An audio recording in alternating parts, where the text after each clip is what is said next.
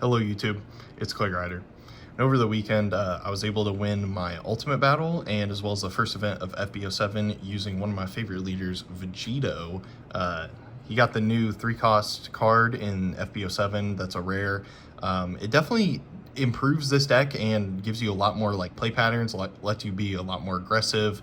And I think it, is able to actually boost this deck into a competitive-ish tier going into the FBO7 meta. My matchups for the night were a Glorio, a Omega Shenron, a Broly, and an Orange Piccolo. And for the most part, most of the games were close, they were competitive, but with the way this deck is now, there's so much aggression with the removal that you have that I think it's in a really good spot in the meta. Without further ado, I'll just go ahead and dive into the list and give you guys like my ratios and my philosophy of why we're playing the cards we are.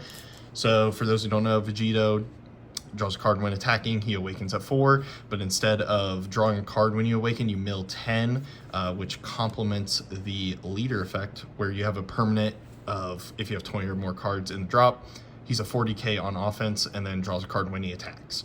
So what we want to do is we want to set up trying to get 10 cards and drop before we awaken. So when we awaken, we are at that 20 threshold and we can immediately start swinging 40 at the opponent's cards or leader. So to start off with the 1 cost, I am playing 4 cantrips and 4 Shin Searchers. So this card searches for any Patara card.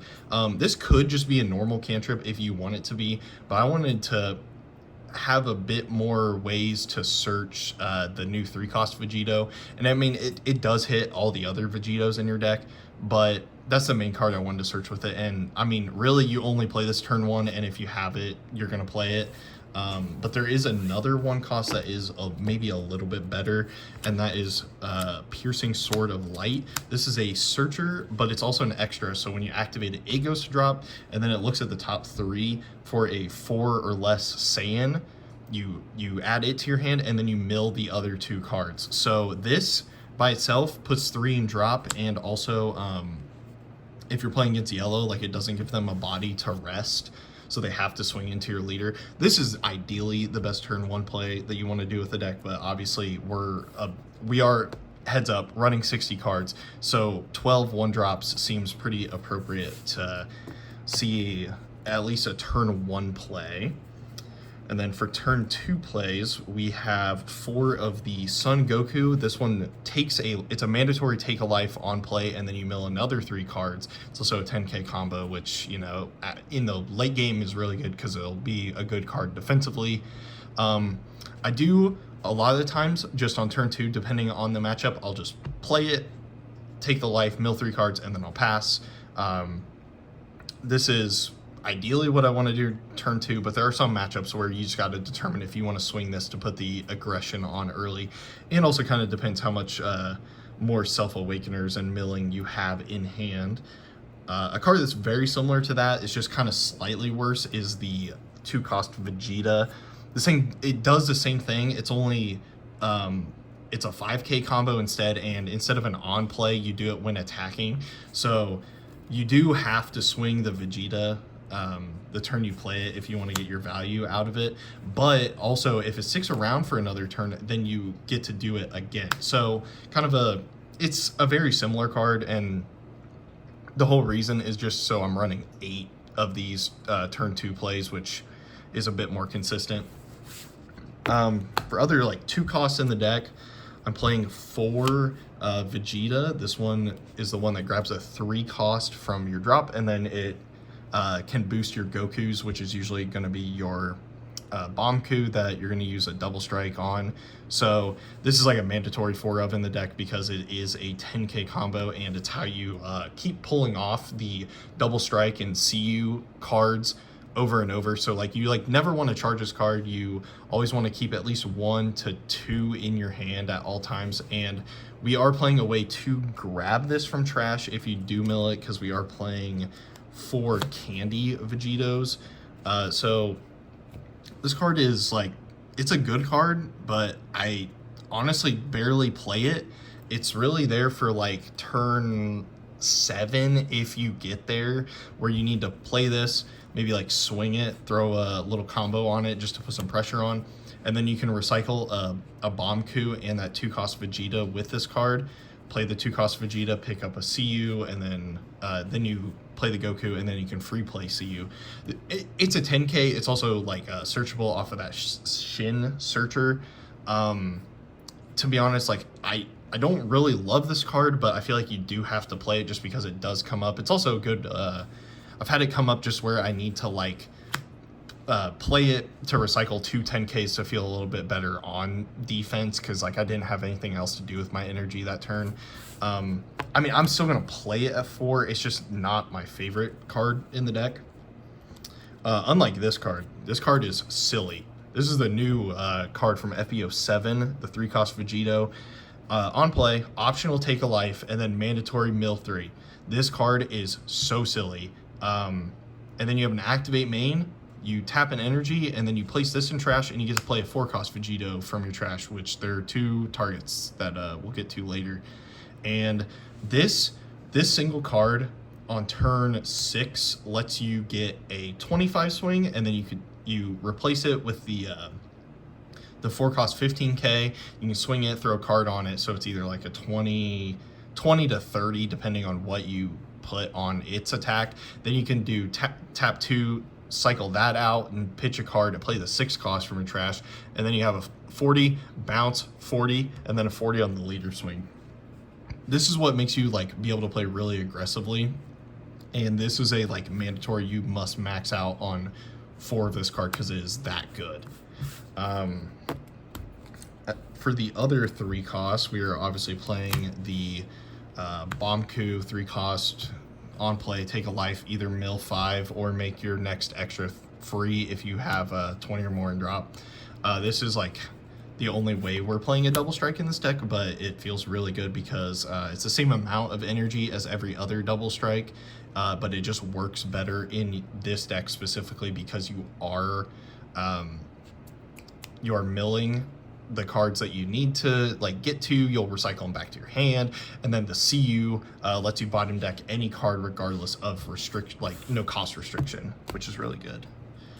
I'm playing just 2 vanilla 3 costs. This is like I'm gonna be honest, the only reason this is here is because it says 10k, it's Goku, and it's a 3 cost, so you can, in a worst case scenario, put a CU on this to make it a double striker, and you can like grab it off of a bunch of different cards in the deck. It's kind of whatever, but it's a 10k at the worst case scenario. And then I'm playing 3 CU, so this is how you turn on your double strike engine, lets you bottom deck any card. 3 feels fine because of you're gonna mill them, or you're just gonna like hard open 1, and then you can basically use the same one over and over as long as you have Vegeta in rotation. So you only really need to get 1 in rotation to get this card working, and honestly you're probably gonna resolve it like at most twice in a single game. And then for the 4 costs, we have the Floodgate Vegito. This bounces a 4 or less on play, and then when attacking, if you have 20 or more cards in your drop, your opponent can't swing with 3 or less his next turn. This is like really good into both Glorio, because it turns off like all their early plays, like all their 2 costs and 3 costs. But then it was also really good into Omega Shenron, because they have this turn on turn 4 where they want to maybe like swing their 2-cost Vegeta or do some other things, but they can't quite cast 5 to play the their Omega Shenron SR. So this is like a really important like tempo interruption for them. It lets you keep your hand size too that turn. This is like a mandatory 4 of it's a insanely good card, and with that new 3 cost you can pull it from trash, as well as this Vegito.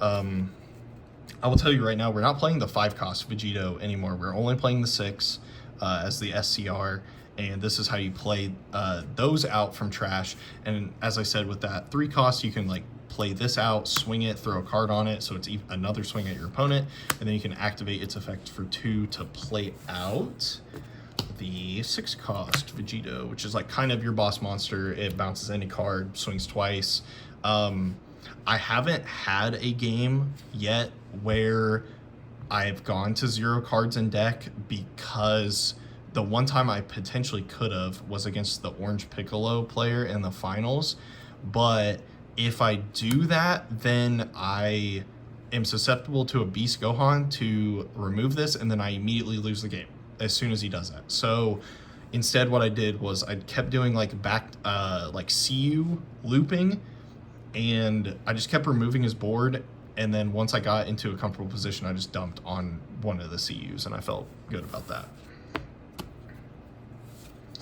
And for the last couple cards, we're just playing 4 super combos and 4 Savior of the World. You kind of like need to max out on this card. It's like a pseudo super combo in this deck, and on average, like I feel like I mill at least 2 of these within that first 20 cards every single time. So you're gonna need like these to kind of replace the ones that you do mill off of all your skills.